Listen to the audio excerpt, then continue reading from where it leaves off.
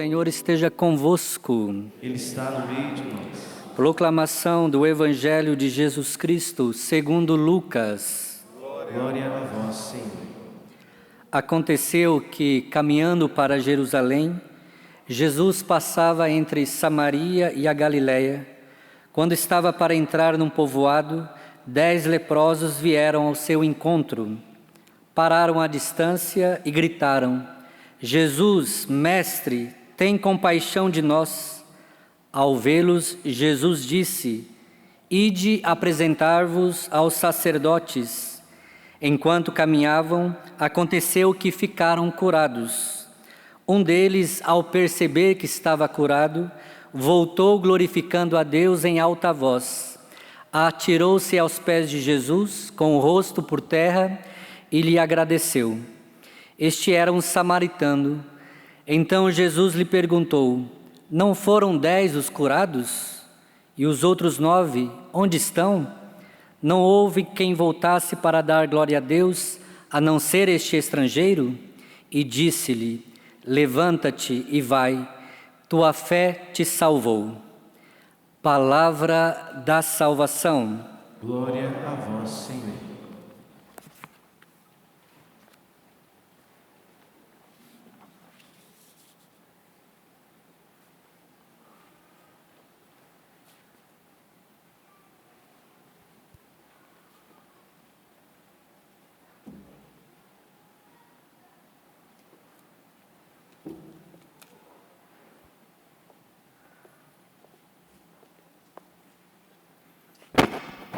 Prezado Padre Wagner, gostaria de saudá-lo, também os sacerdotes que concelebram aqui neste santuário.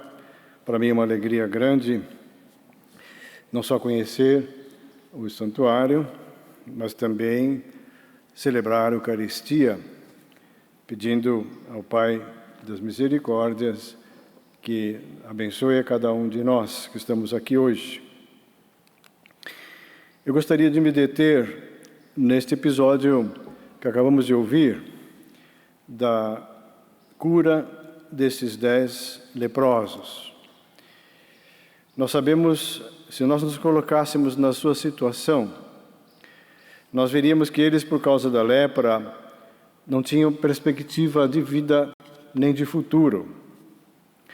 Os leprosos, na antiguidade, deveriam, quando descobriam a doença, separar-se das cidades, da sociedade, da família, dos pais, dos filhos, dos irmãos, como se fossem condenados a viver longe das pessoas que amam. Quando uma pessoa tinha esse diagnóstico confirmado, todos os seus projetos ficavam arruinados, de trabalhar naquilo que gostavam, de conviver com as pessoas queridas, de formar uma família, de ajudar as pessoas necessitadas. Na época de Jesus, a ciência não sabia diferenciar os tipos de lepra. Nós sabemos que há um tipo de lepra que é contagiosa e outro que não é. Então, quando uma pessoa percebia que estava doente, ela tinha que irremediavelmente de se separar. E aconteceu que, neste momento, eles se aproximam de Jesus e lhe pedem a cura, porque já tinham talvez ouvido falar que Jesus curava todo tipo de doença e de enfermidade. Então, quando eles viram que estavam com a sua pele limpa, eles ficaram admirados, ficaram exultantes, estavam curados. E, claro, a tendência é voltar logo para casa. A rigor, eles tinham que passar pelos sacerdotes, para que os sacerdotes do Antigo Testamento, que o que havia, confirmassem a cura, assim eles poderiam voltar à sua vida normal. Foi o que eles fizeram, e todos eles se esqueceram de voltar a Jesus para agradecer, exceto aquele samaritano. Ou seja, Jesus também perguntou, mas não foram 10 os curados? Por que somente este veio agradecer? Jesus percebeu a falta de gratidão daqueles homens. Vamos pensar exatamente disso. Será que nós também somos ingratos com Deus? Por que às vezes encontramos pessoas ingratas? Talvez o primeiro motivo possa ser pelas experiências negativas do passado. As experiências, os insucessos, os erros do passado podem fazer com que as pessoas se afastem umas das outras.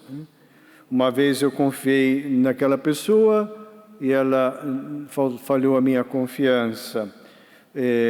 Uma vez eu ajudei e a pessoa não agradeceu. Então, a tendência às vezes é se tornar assim uma pessoa ingrata. Ou porque, o segundo motivo poderia ser porque nós nos consideramos importantes demais. Pela soberba, a pessoa ingrata considera-se melhor do que os outros. Então pensa que todo mundo tem que estar à sua disposição. E por isso não veem nem respeitam os outros, mas unicamente enxergam os outros como um trampolim, como um apoio para eles crescerem. E, às vezes, então, a pessoa trata, por exemplo, o professor ou a professora com essa mentalidade. O professor tem que ensinar, o professor tem que saber todas as respostas, tem que resolver as minhas dúvidas. Ou a empregada ou o empregado dizem, tem que me servir o almoço na hora que eu chego, porque eu não posso perder um minuto. Tem que entregar a minha roupa limpinha, bem passada. Outras vezes também somos ingratos por causa da arrogância. A pessoa que acha que sabe de tudo. Então, ela recebe um presente e ela diz, não, já sei o que é isso aqui. Né? Então, não valoriza o presente que recebeu. Alguém fala, sei lá, de um presépio mecanizado e ela diz, não, eu já vi um presépio muito melhor do que esse. Alguém canta uma música e outra diz, mas você só sabe essa, não sabe outra. Então ela não agradece aquilo que os outros fazem. Vou contar uma história de um comerciante que de uma loja de joias. Entrou uma menina pequena, começou a olhar no balcão as joias que havia ali, e ele perguntou, o que você vai levar? Ele estava brincando, porque aquela menina não tinha cara nem condições de comprar uma joia. Tinha nas mãos um monte de moedas somente. Então, ela escolheu um colar e disse, eu vou dar esse colar de presente para a minha irmã mais velha, porque agora ela também funciona como mãe, porque a nossa mãe morreu. E está chegando o aniversário dela. Então ela jogou um punhado de moedas no balcão e o vendedor levou a sério, pegou o colar, fez um pacote e entregou para a criança. Fazendo como se tudo fosse normal. Aí no dia seguinte, entrou na loja uma moça carregando o colar, dizendo, esse colar foi comprado aqui? O senhor falou, sim. Quanto custou? Aí ele disse, olha, você me desculpe, mas o preço de qualquer mercadoria da minha loja é um assunto confidencial entre o vendedor e o comprador. E aí ele disse para ela, olha, a sua irmã pagou o preço mais alto de que qualquer outra pessoa poderia pagar. Ela deu tudo o que tinha. E a moça saiu emocionada da loja, feliz com o seu colar. Ou seja, aquele homem foi agradecido, e a moça também, pelo gesto generoso da menina pequena que pensava em agradar a sua irmã. Como nós podemos ser agradecidos? São Paulo nos pergunta, que tens que não tenhas recebido? E se o recebeste, por que te glorias como se não houvesses recebido? Será que nós lembramos disso? Tudo que nós temos é recebido? Os nossos dons, os nossos talentos, as oportunidades humanas, a existência, a vida, a inteligência, a capacidade de trabalhar, oportunidades na vida, a família, a educação, as escolas. Quanto nós recebemos dos nossos pais, que nos educaram, que sofreram muito por nós, quanto recebemos dos amigos que nos ouvem, que nos animam, que nos ajudam, que se apoiam em nós. Temos tudo isso que agradecer. Os dons espirituais, sobrenaturais. Deus nos adotou no dia do nosso batismo. Sem mérito algum da nossa parte, passamos a fazer parte da família de Deus. Somos filhos de Deus, somos herdeiros do reino dos céus. Quem mereceu tudo isso? O dom da fé, que é uma luz potente que ilumina os nossos passos.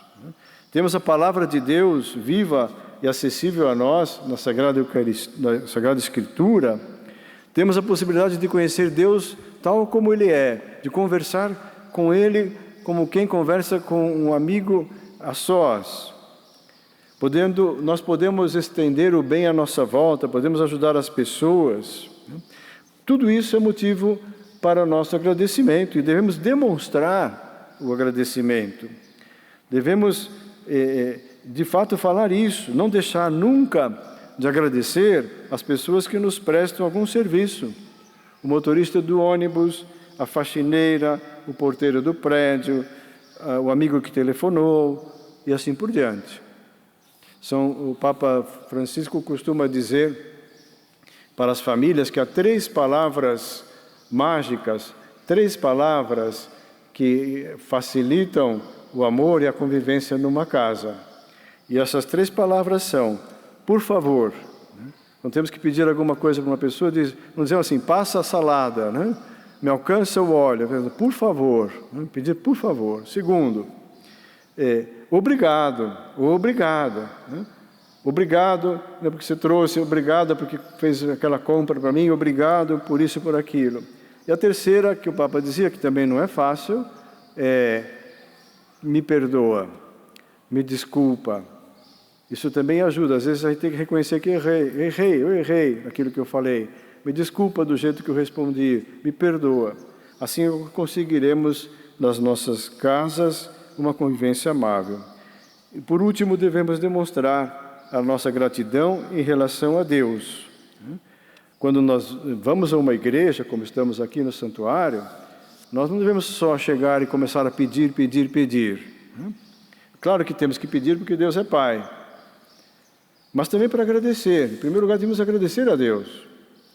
Tudo o que Ele tem dado para nós, todos os benefícios, inclusive aqueles que não conhecemos, aqueles que nós não merecemos. Vamos pedir a Nossa Senhora que nos ajude a reconhecer a grandeza de Deus. Maria Santíssima, quando visita a sua prima Isabel, ela diz naquele famoso hino, Magníficat, a minha alma glorifica o Senhor e exulta o meu espírito em Deus, meu Salvador, porque Ele olhou a humildade da sua serva. Ele fez grandes coisas em mim. Nós também podemos dizer o mesmo. Deus também fez grandes coisas em cada um de nós. Louvado seja nosso Senhor Jesus Cristo.